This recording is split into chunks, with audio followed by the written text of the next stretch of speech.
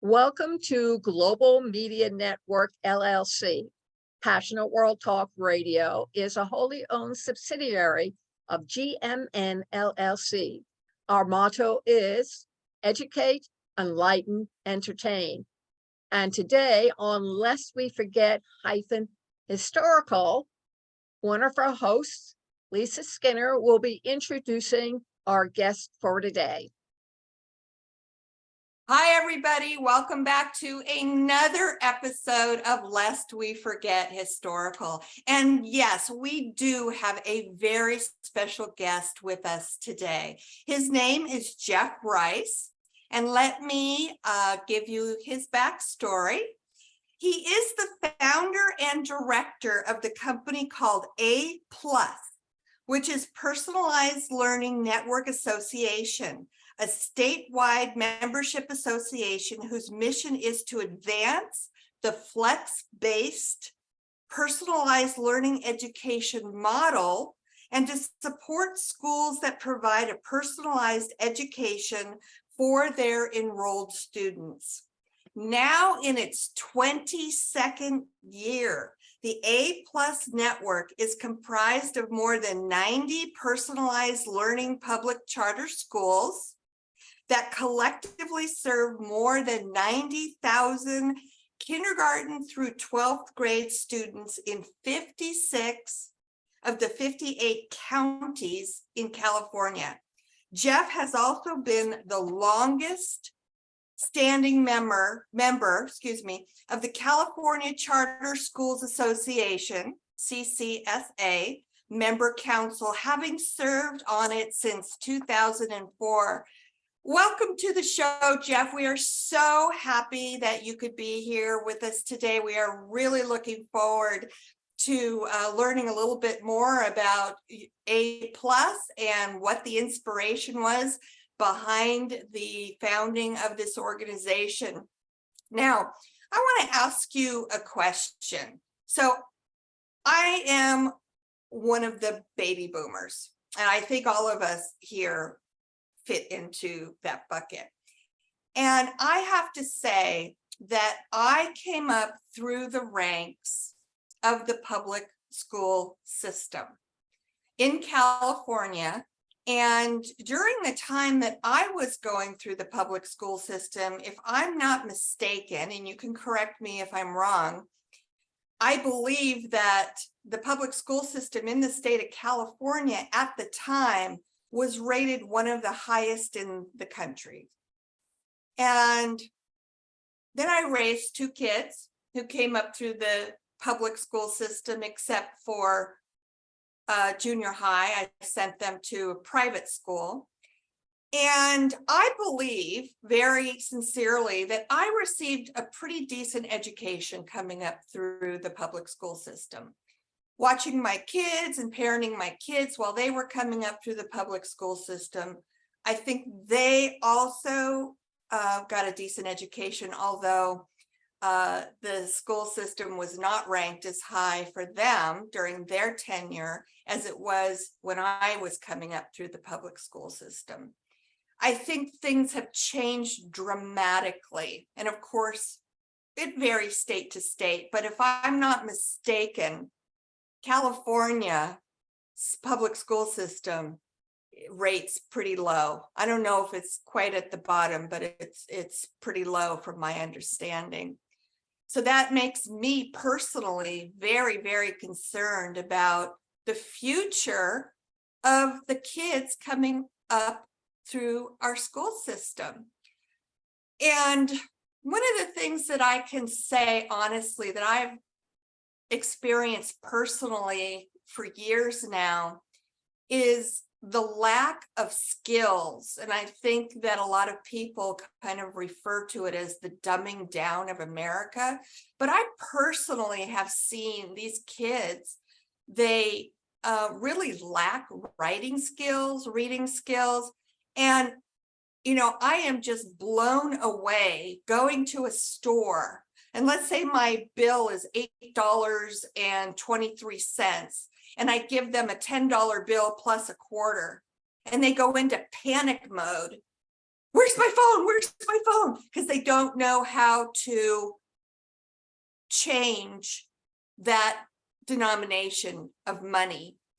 So it's pretty scary. And so what this is all leading up to is, what the heck has happened to our public school system in the last 50 years? Is it true that it's basically has degraded to a point of no return? So I'm going to turn this over to you and let you fill us in based on your expertise and your experience and the inspiration that was behind you organizing A+.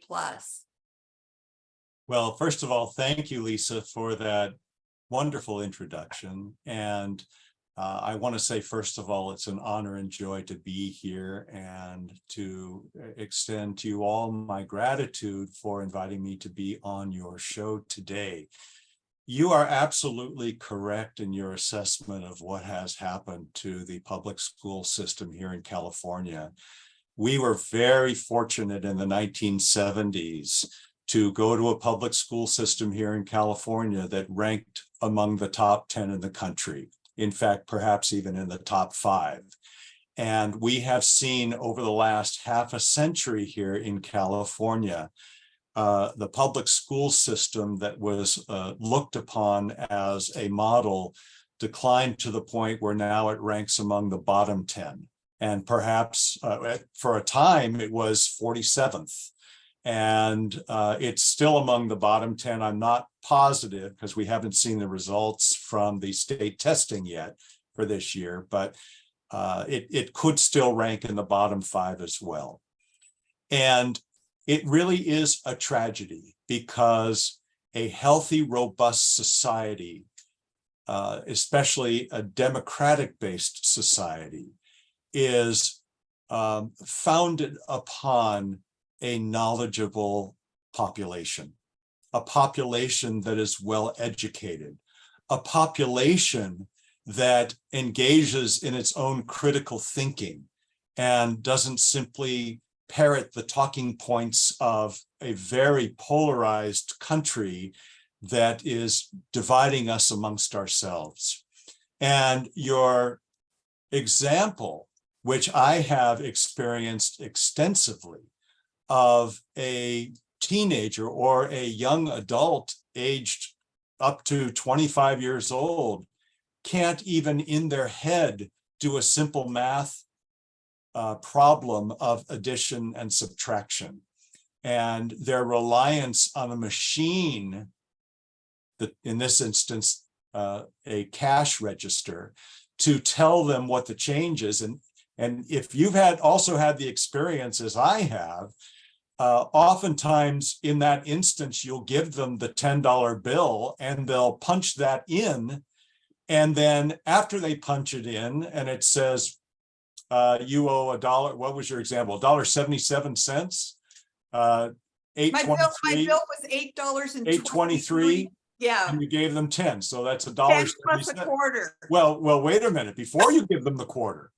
So you give them the 10 and the change is $1.77, right? Right. We can all do that in our heads because we were educated in the 70s.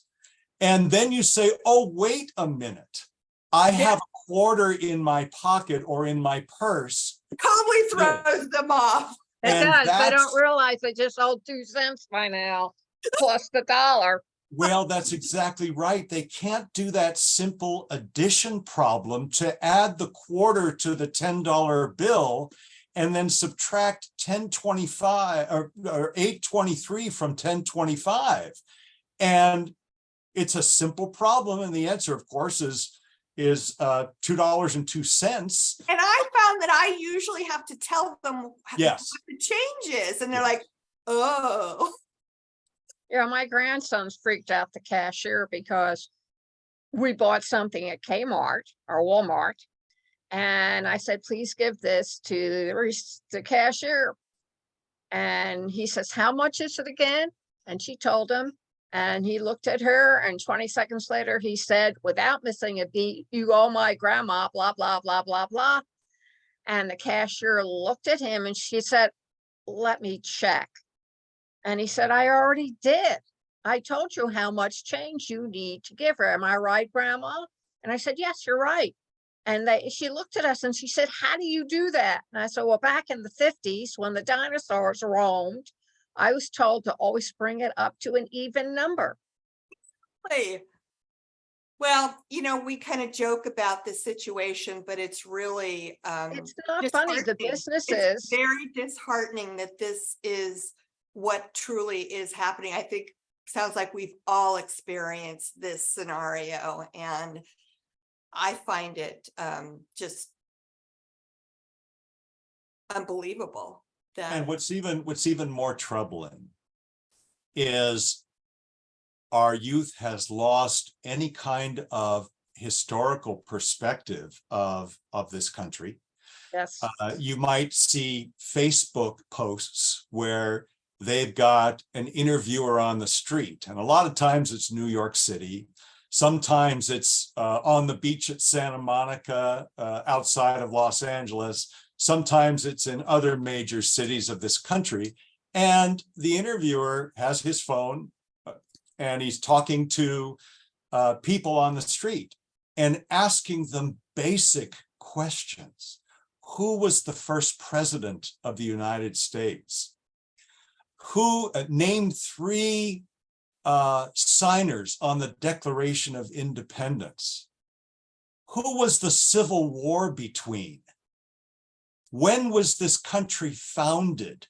Well, it's funny that you should bring this up because this was the impetus behind Lillian wanting to create Lest We Forget, because of precisely what you just said. We don't want these future generations to not know about these events that have occurred throughout history. And almost none of those people can answer those basic questions that we can answer in 2 seconds. Yeah. they don't Because- even know what continents are, please. My son, when he was in school during the 70s, would go around his high school class and ask them to name the primary continents of planet Earth. Yes, And none of them could do it. yeah. Not one of them. Another common question is, how many states are there in the United States? Yeah. So you obviously What is President Biden's last name? I'm serious. That question was asked, and the people who were asked the question could not answer it. I have a comment I'd like to make. I worked at a preschool, but I have my son, he's 39, just turned 39. So we went to school in the 80s and 90s. He was in a special ed school. Yeah. But I have noticed when Josh was in the regular public school, they get a star for everything, even in the preschool. A star. We had back in the 60s and 70s, we had to earn that gold star, but now they don't want to hurt anyone's feelings. So even if they didn't do the work properly, they still get a star. Instead of correcting them and saying, this is where you made the mistake, we should be able to do it over to get that gold star. And now they're so worried about the child's feelings that they don't want to correct their mistakes. And you're right about the history. When my son was going to school, there was a little paragraph about Pearl Harbor. Yeah. They don't know about World War II. I taught my son, and they don't know about it. But that's what I had to add. Thank you. So Jeff, at some point, you came to the realization that this was a terrible tragedy. So what was it that inspired you to kind of start this movement that you did, and the organization that you did, and what has happened in the 22 years that you have had it, and what's the status of things now, if you could share that with us? Well, I don't have an education background. I have an MBA in marketing and strategic planning, and came out of that program being more interested in working in socially conscious industries. And so through the years, I've worked in ride sharing programs. I worked for the Bay Area ride sharing program out of San Francisco. I've run a health food store. I have gotten involved in solar energy and solar electric programs. And I was at a stage in my life where I was transitioning out of the solar energy field and looking for a new socially conscious endeavor. And a couple friends of mine who had been working in the California public charter school system said to me, there's an opening at our school for a marketing and public relations position. You should apply because we think it would be a good fit for you. I applied and I got the job. And then came to learn what the charter school movement was all about. And for those of you who don't know, the charter school movement in California began in the year 1992. California was the second state in the United States to pass a law allowing for public charter schools. Minnesota was the first, having done so the prior year in 1991. And there still is confusion and misunderstanding about what a charter school is. And so it's important to note first and foremost that all charter schools in California are tuition-free public schools, every single one of them. There's no tuition, there are no private charter schools, they are all public schools. But what distinguishes a charter school from a traditional public school? I brought with me the first paragraph of the act, the Charter School Act that was passed in 1992 that really well explains what a charter school's purpose is. But before I read that paragraph to you, I also want to point out that the charter school movement in California was a political compromise. Back at that time, and we did start to see the decline of the public education system in the 80s. You're absolutely correct, Lisa. The standards, the bar of expectations as to meeting the standards began to decline, and now, of course, it's worse than ever. Do you have any reasoning behind how that happened or why it happened? No. That's beyond my pay scale as to how that all happened, because I wasn't in that industry. Right. And so, but when I came in, what I discovered was the reason that charter schools came to being was as a political compromise against the voucher movement. So the voucher movement in the late 80s and early 90s came as a result of parents being fed up with the public education system and wanting the state to pay for them to either homeschool or go to a private school because they wanted to pull their kids out because they witnessed that their kids, even 30 years ago, were not getting the standard of education that they had enjoyed 20 years before. Well, I did that with my kids for junior high. I was just fed up and disgusted with what was going on in the public junior high school, or the, public. So yeah, but then we moved back east for the next 6 years. And I think the education system back east, New York and then Maryland, was a step above what we were experiencing in California. So I allowed them to go back into the public school system. But no, and just to give you an idea how the system's level of standards have devolved, back when we went to school, there was the expectation that we were proficient in high school level content. Mm-hmm. The things that were taught in high school, all secondary math, history, government, English, literature, and all of those things, we were expected to be proficient in all of those subjects. Then it declined to the point where the state introduced what used to be called the California High School Exit Exam. Mhm. The high school exit exam was in effect for, I want to say, a couple of decades. And that required graduating high school students to be proficient in 8th grade content. Oh, gosh. 8th grade content, not high school content, 8th grade content. And then more recently, within the last several years, the high school exit exam was abolished. And now there's nothing other than at the 11th grade, a student is required to take the state test. And the 11th grade is the last grade level that what's called the CASP test. It's the California Standards Test of Proficiency. And 11th grade is the last level that they have to take it. And it's not even a requirement for them to do well on the CASP in order to graduate. Oh, so you answered my question. Yes.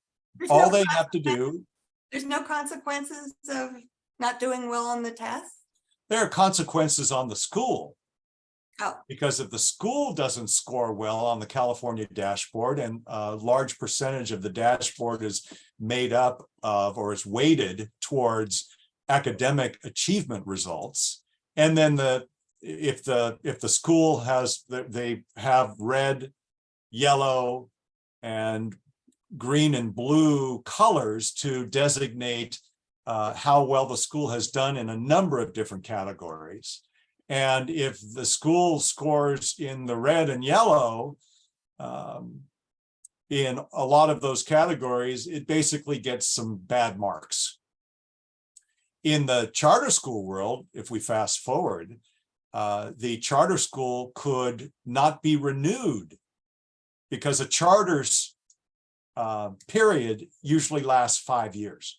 Every 5 years, and this is one of the distinguishing characteristics between a traditional district operated public school and a public charter school. A charter school is actually held to a higher level of accountability than traditional public schools are. If a charter school's academic results, particularly in the years leading up to its renewal period, so in the last couple of years of its current period, particularly the final year, if those don't meet a certain standard of academic achievement and progress in those California dashboard indicators, and we won't go into the details of what those indicators are, but there's a wide variety of indicators that are in there.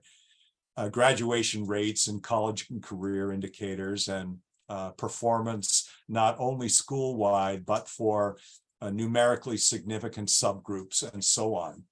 If those results are below standard, below the expectation that is required in law in order to renew the charter school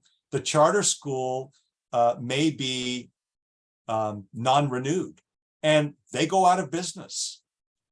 It is estimated that if district public schools were held to the same standard as charter schools and forced to renew their public school license, for lack of a better term, that more than 800 traditional district schools would go out of business immediately. wow. So If I'm hearing you correctly, because in our generation, if we didn't meet these proficiencies that you're referring to, we didn't graduate from high school. Are you saying that these kids are graduating even though they're not meeting the proficiencies? as long as they achieve a passing grade level, and as long as they attain the required units for graduation, they graduate. Okay. So Right. getting back to public charter schools. So California enacted the Public Charter Schools Act of 1992. The author of that bill was actually a Democrat named Senator Gary Hart. He is recognized as the pioneer of the California charter school movement, which is a bit ironic because it is the Democrat Party in today's world, at least a large part of it, that is most antagonistic and oppositional towards the public charter school movement. And we'll get into the reasons why later. There are a number of Democrats that stand in support and stand up against their Democratic Party agenda. And those are the heroic ones. But there are a number of elected officials in this state who do everything they can to oppose, undermine, and further restrict and sabotage the charter school movement from being able to do what the law says it is there to do. So let's get on to what this opening paragraph of the Charter Schools Act says, because it really brings clarity as to what the purpose of public charter schools are here in California. It is the intent of the legislature in enacting this part to provide opportunities for teachers, parents, pupils, and community members to establish and maintain schools that operate independently from the existing school district structure.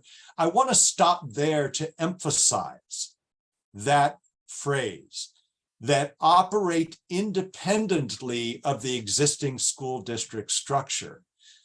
Because under the school district structure, there are so many rules and regulations, it handcuffs visionary school administrators and teachers and schools at large from being able to be free and flexible to innovate and adapt with the changing world around them. And you look at what's happened in the last 50 years. Has the world changed significantly? Absolutely. In the last 5 years, the world has changed significantly. But yet, 99% of the traditional public school system is operating with the same one-size-fits-all classroom-only model that our grandparents and great-grandparents saw a century ago, that a lot of people call the factory assembly line model, that really came into popularity as America was industrializing and separating the population into people who go into the military, people who go on to college, people who go into factories, and so on. And so the public education system really became a conformity-based system. And even when we went to school, there were kids that didn't fit the system back then. And we kind of looked upon them as outcasts, as outliers back then. A lot of those kids got bullied and a lot of those kids were made fun of. Well, that still happens in today's world, believe it or not. But back then, the system really struggled to recognize that there are differences among students, that students learn differently, that students learn at different paces, that not all students can succeed in a classroom-only environment. There are all kinds of issues that undermine and prevent them from being able to do so. So the charter school movement, which was really started to provide opportunities for teachers, parents, pupils, and community members. So it takes it out of the hands of the status quo system and puts it in the hands of community members to establish a parallel public school that is independent of the school district structure and can be able to be a method to accomplish all of the following. First and foremost, improve pupil learning. And clearly we've seen over the last 50 years how that has declined. Number two, or B, to increase learning opportunities for all pupils with special emphasis on expanded learning experiences for pupils who are identified as academically low achieving. And the number of pupils who are academically low achieving, tragically, has increased dramatically. In the last 50 years, absolutely. In the last 20 years, definitely. And tragically, as a result of the pandemic and post-pandemic conditions, which exacerbated the problem, the learning losses that took place during the pandemic are alarming. And most kids who suffered one or more grade levels of learning loss during the pandemic still have not recovered. And so it really brings to light the importance of the public charter school movement and why public charter schools need to be supported alongside of traditional school districts, because this isn't a discussion of either or. This is discussion of providing opportunities, as the first paragraph said, providing choices for parents and students to find the best public school match to give them the best opportunity to succeed and go on to a productive, successful life, as we discussed earlier, founded on a solid basis of education. So, Now, Jeff, you refer to this style of learning as personalized learning. yes. So does that mean that the curriculum is customized to each individual student based on their skill level? May I elaborate on that as soon as I finish this introductory paragraph?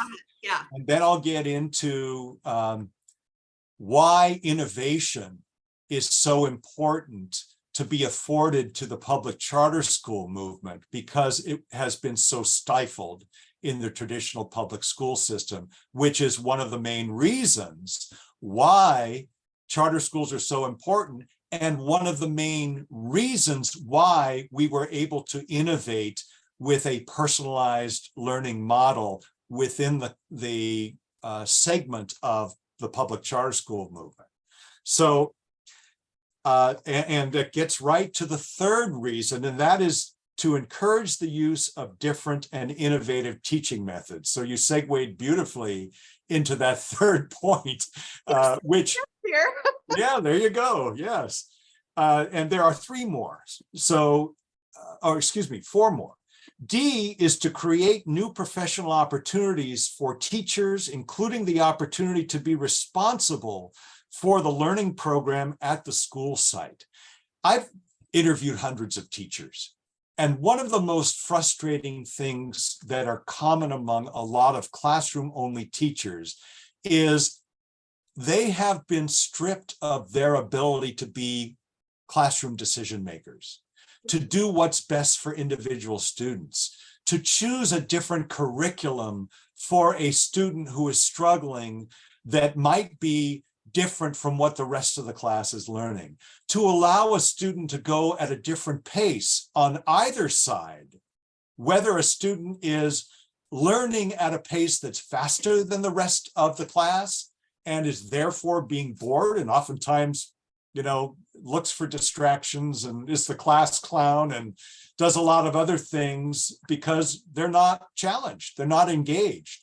Or what is even more common is on the lower end of that bell curve, that students fall one or more grade levels behind and have no avenue through which to be able to catch up. And so being able to have a teacher be a local decision maker, to be able to help students.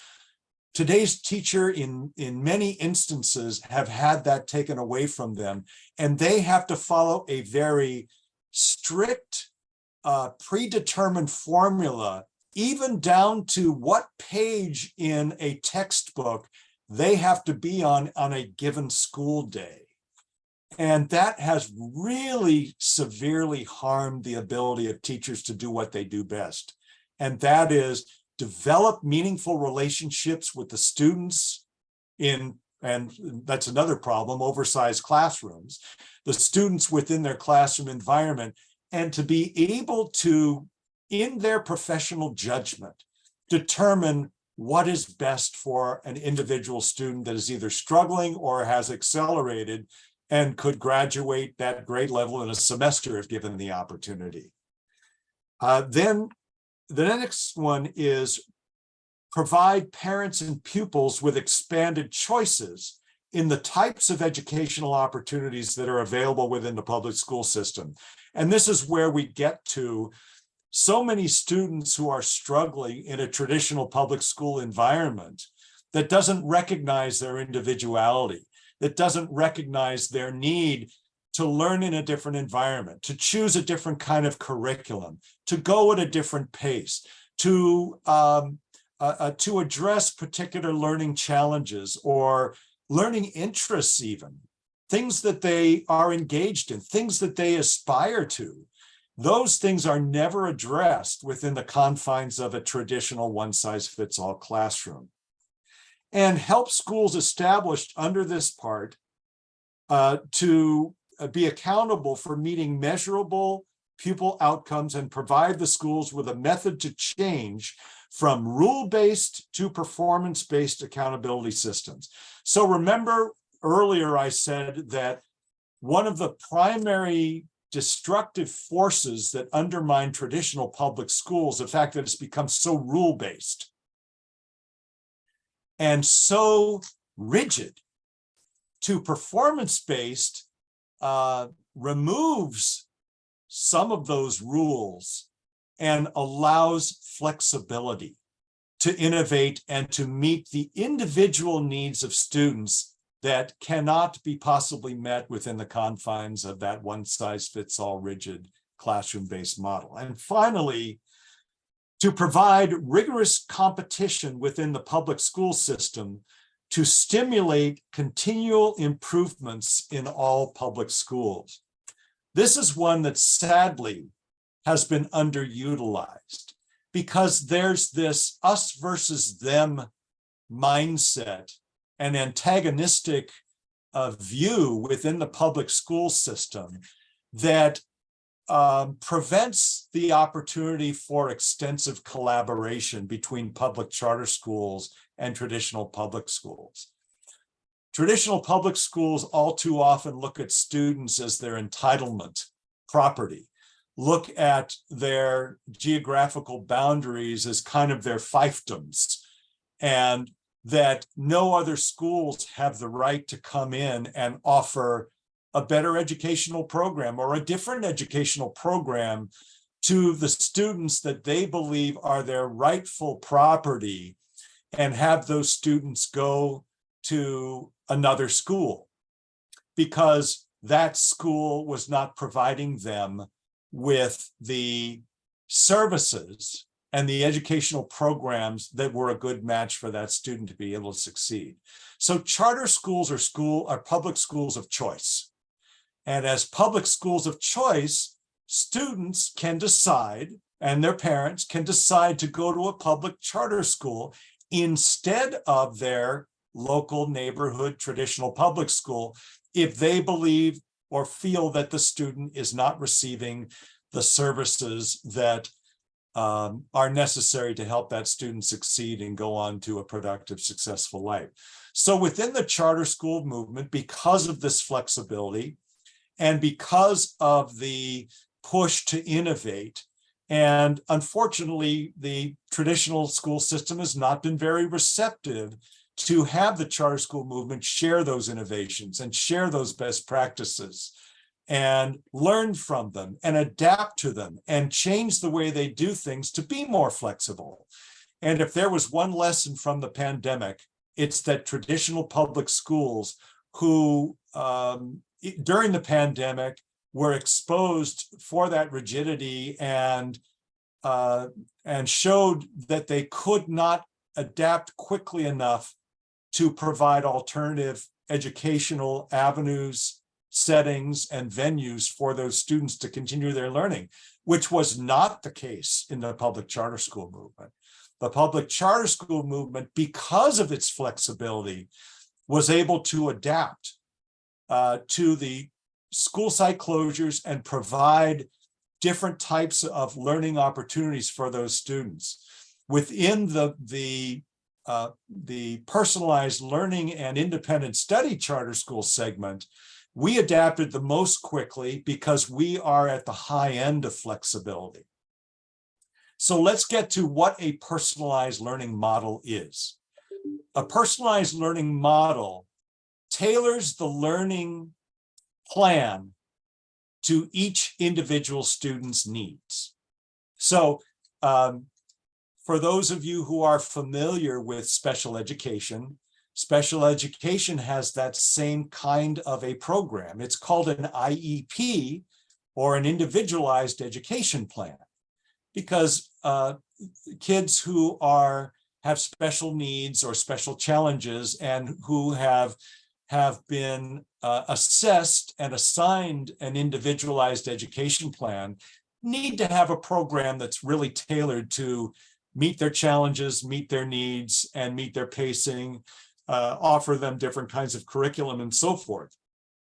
So we often say that a personalized learning model is like an IEP for every single student. Because really, when it comes down to it, every single student is, believe it or not, a human being. And every human being is different. Every human being has their own unique spark that has their own interests, their own personalities, their own engagement, their own aspirations, their own goals. And while you can take all those individual human beings and put them in a classroom in a traditional public school system, we know that at least half of them will fare well. But what about the rest of them? What about the other kids, the 30% on the low end of the bell curve and the 20% on the high end of the bell curve, where that's not a good match for them? What about them? And what about their needs? So of the 6 million kids who are currently in public education in California, we believe that up to half of them could benefit from a more personalized education that is tailored to their needs. And when we say tailored, we mean in every type of different learning mode, meaning how they learn, what they learn, where they learn, when they learn, and with whom they learn. Now, there are still the California state standards, and all public schools, including public charter schools, must adhere to those standards. So when we say what they learn, we're not talking about the specific standards. We're talking about how to climb that mountain to reach the top. So rather than a very well-grooved single path that leads to that mountaintop, you've got a wide variety of different pathways that can get you to that mountaintop in all of those different variables of learning. And that's what a personalized learning model does. So a child is not required to be in a classroom 5 days a week, 8 hours a day. A child, and oftentimes we liken it to a university model. When you go to a college or a university, oftentimes you're only on campus 2 or 3 days a week, and you're only going to classes in a large lecture hall for maybe 2, 3, 4 hours a day. The rest of the time, you're doing your learning responsibilities that have been assigned to you on your own, or with the help of a tutor, or if you live locally, with the help of your parents, or a peer, or you're doing research and looking it up online, or back in our day with Encyclopedia Britannicas. But now they have the whole world at their fingertips. All they have to do is go on their mobile device and within seconds, Google a topic and find all kinds of supporting research on it. So a personalized learning model combines the flexibility of an IEP with the flexibility of a university model and tailors that learning program by being responsible for offering choices in different curriculum that are all standards-based, different pacing, different learning modalities, whether it be online, whether it be at home, so you can learn it. You can learn from home. You can partner with community businesses and do community-based learning. You can take UCA to G courses. You can pursue career technical courses, CTE courses that the school offers. You can do apprenticeships and internships. And if you have a passion for being an auto mechanic, you can learn basic subject content that is all geared toward history around autos and details around autos. Or if you're into robotics or other sciences, you can join a robotics class and even be engaged in competition in local, regional, statewide, and national robotics team competition. And the latest thing to emerge is esports. There are esport competitions now where kids compete against each other in gamification and games that are online. These are all things within the realm of a personalized learning model that a personalized learning public charter school supports. Now, so based on what you have shared with us, this model, education model, was introduced in 1992. So there's been The charter school movement was introduced in 1992. I did not come into the charter school movement until 1999, and just by observation noticed that there was a segment, and the most innovative segment, in my opinion, within the charter school movement that had emerged, but was, for lack of a better term, suffering from an identity crisis. So And in that period of time, because that's a couple decades that it's been around. yes. Statistically speaking, what have we seen as far as the difference in learning acuity by the kids who come up through this model versus the traditional public school system model? Well, in the charter school movement as a whole, we have seen that consistently the charter school movement students outperform similarly situated students in traditional public schools, particularly for disadvantaged subgroups.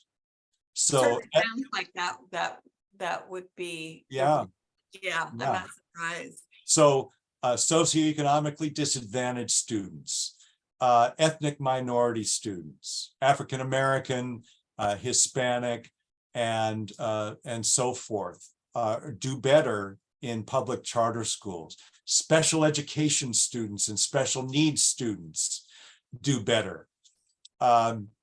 Students who have been bullied and are afraid to go to school. Students who are LGBTQ identified students and who struggle to find their way in traditional public schools do better in a public charter school, and so on. And then for specifically within the personalized learning public charter school movement, we find consistently, because the kids that enroll in a personalized learning school, we find on average are far below grade level standard, far below. So Jeff, what would you like the parents who are listening to this show to know? And what resources are available that they can learn more? So, and also, can you kind of touch on why more students are not enrolling in the this model? Is it because people don't know about it? Is because people are afraid of it? It's because they hear bad things about it? I mean, what's circulating out there that you would like people to know? Up until very recently, the majority of voters in California still believed that charter schools are private schools. When they are told, for example, you meet somebody in an elevator and there's the old elevator speech. Somebody says, so what do you do? Oh, I work for a charter school. the first question that comes out of the majority of people's mouths is, oh, how much does that cost to go to a charter school? And what does that tell you? That tells you that they believe there's tuition and that it's a private school. Just recently, and I think as a result of the pandemic, more and more of the public has awakened to the fact that all charter schools in California are public schools. And in fact, the approval rating among voters just this last year from a survey done by the California Charter Schools Association found that the majority of the public now supports and is in favor of public charter schools. In fact, charter schools today have the highest favorability rating in their entire history.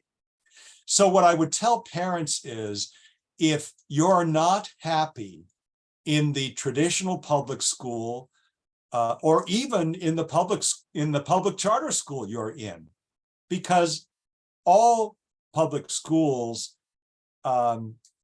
provide choice. So it's a matter of providing robust choice and opportunity for all kids within California. And parents need to know that they are empowered with choice. They are empowered with hope and opportunity. And all they have to do is some research. If they're not happy with whatever public school choice they are currently involved in, they are empowered by California law to make a different choice. And all they have to do is do a little bit of research and find out what's available to them in their area. And it can be anywhere from another traditional public school where they can do an interdistrict transfer, to a classroom-based charter school, to a Montessori charter school, to a personalized learning public charter school, or another kind of independent study or classroom or model that is beyond the classroom. And if they are specifically interested in finding out more, I'll give a few resources. For our own member schools, we have 90 plus personalized learning public charter schools in California. They can go to the A+ website, which is www.theaplus.org, to find out where our member schools are located. And even if they live within the county or within an adjacent county of where our schools are located, their students can enroll because they get an assigned teacher for their student that can work with them on a weekly basis, online, and so forth with their learning program. So they don't have to be in person 5 days a week or even 1 day a week unless they need that kind of support.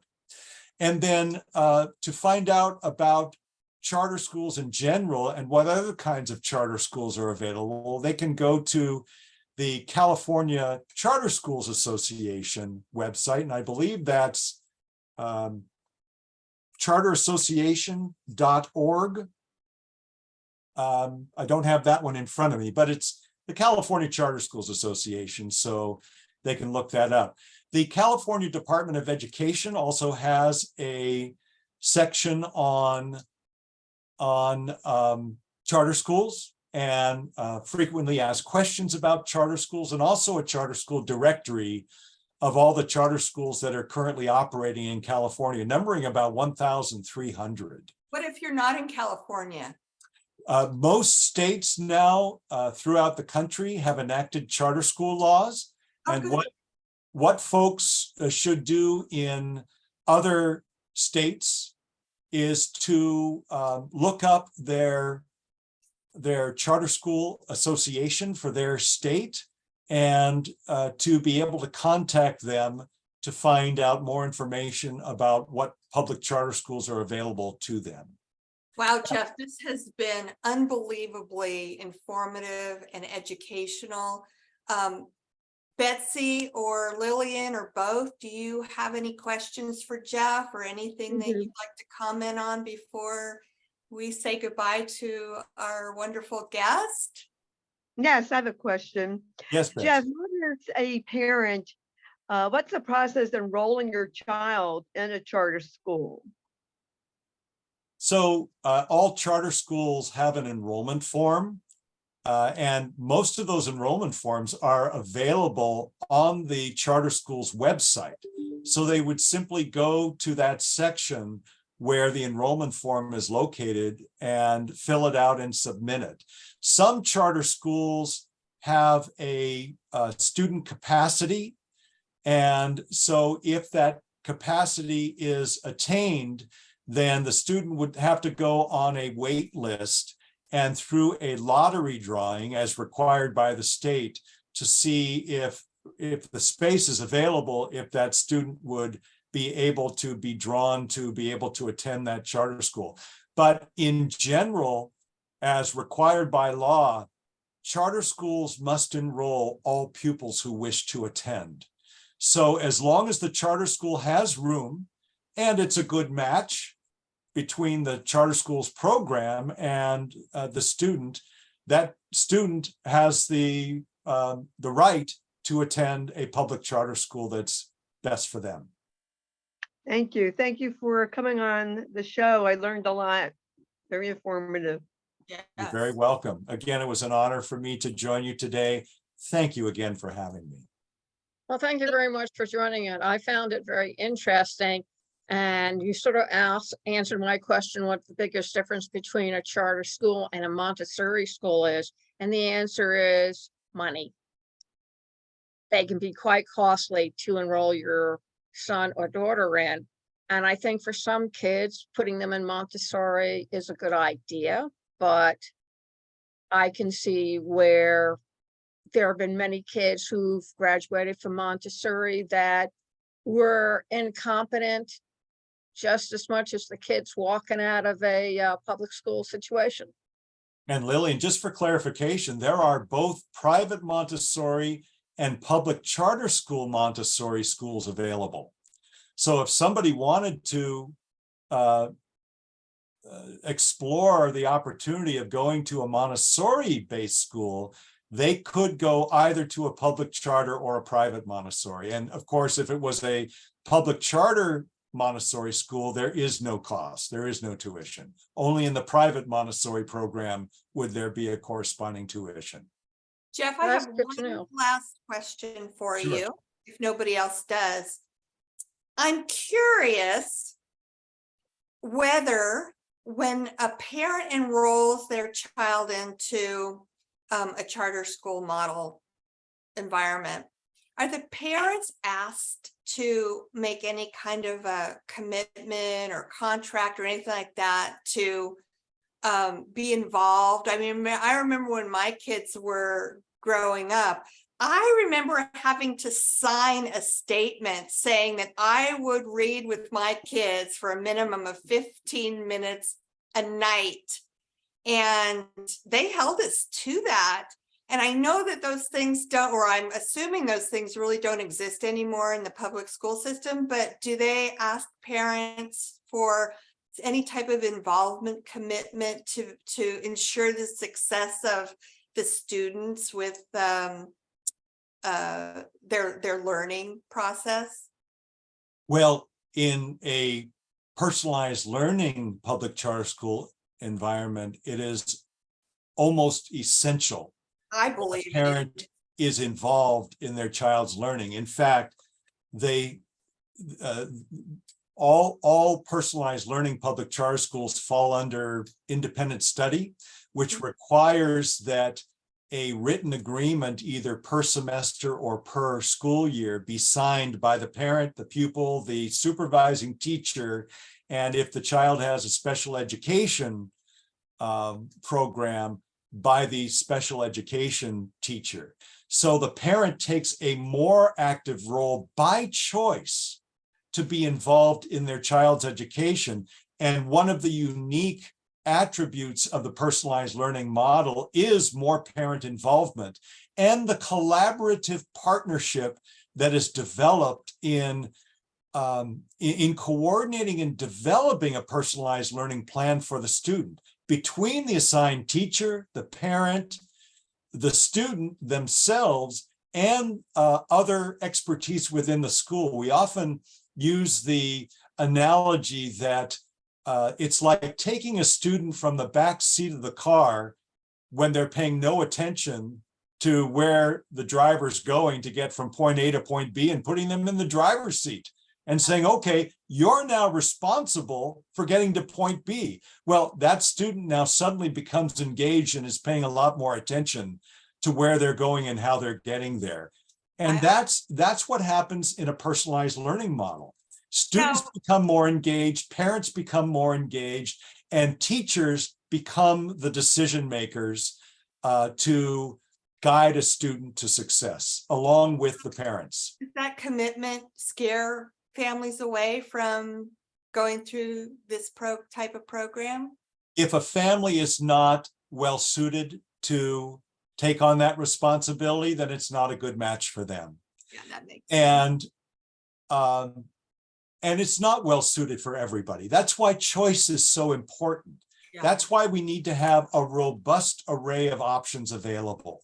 Because while not all students are suited for a traditional public school model, not all students are suited for either a classroom-based charter school or a personalized learning charter school or other kind of charter school model. And no one's pretending that any single model is going to be the silver bullet or the catch-all for every single student, because everybody's different. So we should all be supporting, our primary agenda should be to do what's in the best interest for every student in California and offer a wide menu choice of options in every community that a student can choose to ensure their greatest potential for success in education. Well said. Anybody have anything else for Jeff before we sign off? This has been terrific, Jeff. Thank you so much. We might Yes, ask him back.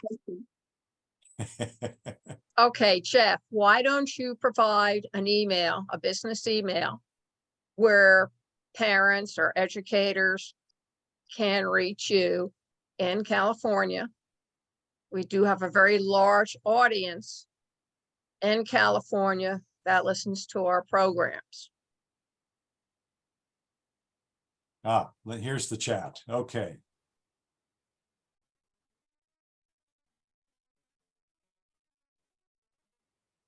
You're putting it in the chat. I'm putting it in the chat. Okay. Very good. Perfect. Okay. I learned so much from you today, Jeff. This has just been so informative, and the three of us really appreciate you taking your valuable time to come on and raise awareness about the choices and the options that are available to. Absolutely, because even the business environment is beginning to complain loudly that the kids who are coming in, even with their bachelor's degree, are incompetent. They don't have a clue of how to operate. And I'm not blaming the secretaries. We're talking about the kids going into management positions with their master's or business degrees or their bachelor's, because they haven't gotten common communication skills. Well, that it's the help same them. thing. It's the same thing that happens in higher education too. Yes. That college level kids are not coming into that environment with proficiency in core subject areas. And guess in both of those situations, guess who has to incur those costs? And that's why they're so up in arms. The business community and the colleges and universities have to incur those costs to catch those kids up. And it's stretching them beyond their capabilities. Absolutely. All right, folks, for those who cannot see into our chat, Jeff has graciously written everything down. So it's A+, capital A, capital P, capital L, capital U, capital S. We all know, look, an addition sign, website, www.enlighten theaplus.org. And you can reach Jeff at jeff@theaplus.org. Or if you're not a fast writer, you can email me at pwrnetworkllc@gmail.com, and I will provide you with this information. Lisa, could you please provide your email? Yes, you can reach me at dementia whisperer, the number 1 @gmail.com. And thank you all again for listening in with us today. We'll look forward to seeing you back here for next week's episode. Betsy? Yes, I do have a question for Jeff. Actually, I have two before I give my email. Are there rules for children who misbehave? Who do they get expelled? Do they try to work with them first? And also transportation. How is transportation provided?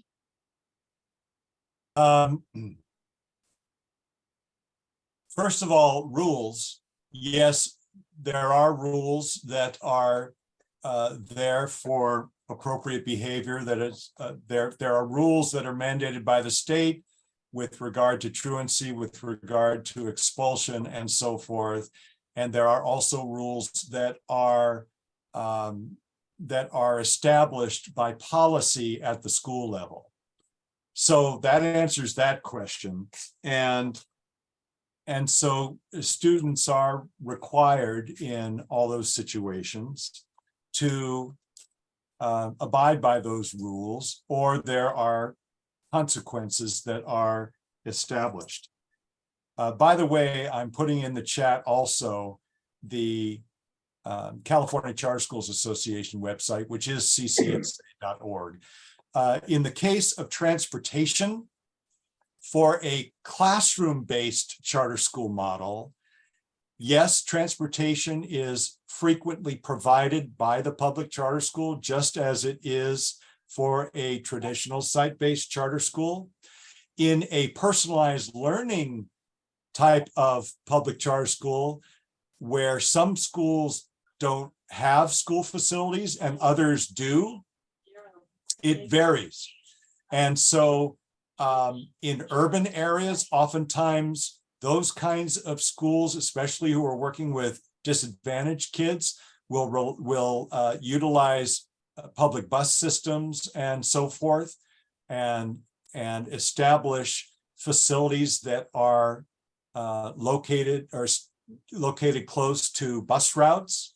And in other situations, they do not offer transportation because they're not predominantly set up for classroom-based instruction, so kids learn remotely.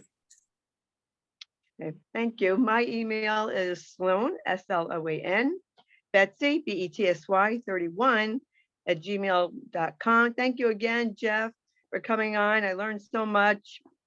And thank you everyone for joining and listening. Your call to action: school is about 2 weeks away, depending when you go back. I know in the mid section of the country, they go back almost the second, third week of August. And in some places, then they go the last week of August, or others wait until after Labor Day.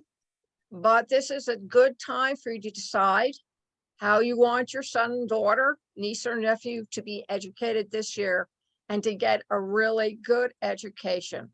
So please contact one of us for the information. If you live in the state of California, maybe considering a public charter school, and see the difference, I suspect, within 30 days, which would be tremendous for your kids. I want to thank everybody for joining us this afternoon. You can see this at our website, passionatworldtalkradio.com, also on YouTube, youtube.com, PWR Network, PW Talk Radio. And you can view it there. You can view it on our blog, on the website, and the usual places: Twitter, Pinterest, Instagram. We are there. Come and listen and get are mindful of good information. Thanks everyone for listening, and remember, please keep listening. Thank you. Bye, everybody. Bye. Bye.